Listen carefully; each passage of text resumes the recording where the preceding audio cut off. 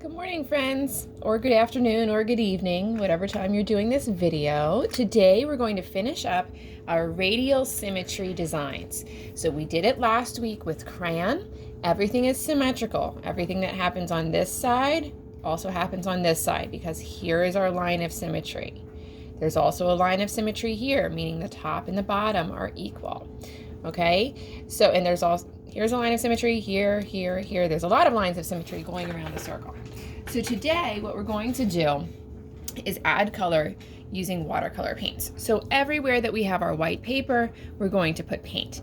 If you do not have watercolor paints, I recommend that you ask someone in your family to go to school and pick them up because we still have some left in the office, I think. Okay, so when we use paint, we get our brush wet.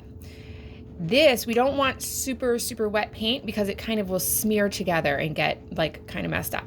So get your brush wet, wipe it gently, 1, 2.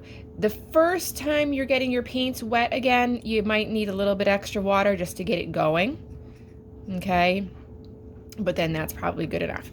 Now, your paint needs to be symmetrical. So if I put orange here, I gotta hold this.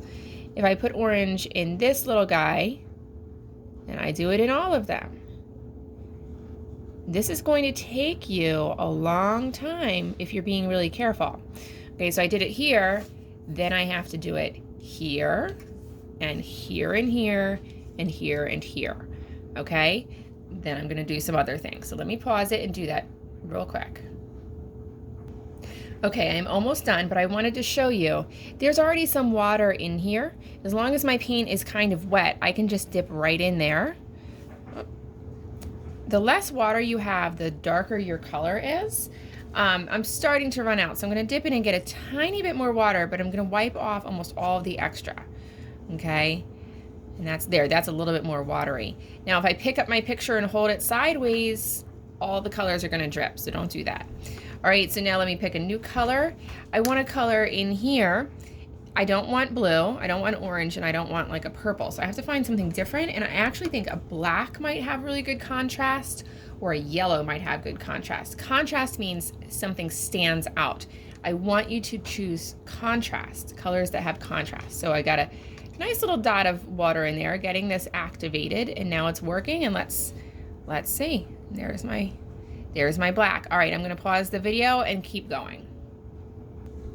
Okay, as I'm painting, guys, I'm realizing it's pretty hard to do maybe the whole thing. You can definitely paint the whole thing, but if you can't, like this is a whole lot of background space, and maybe I don't want to color all of this.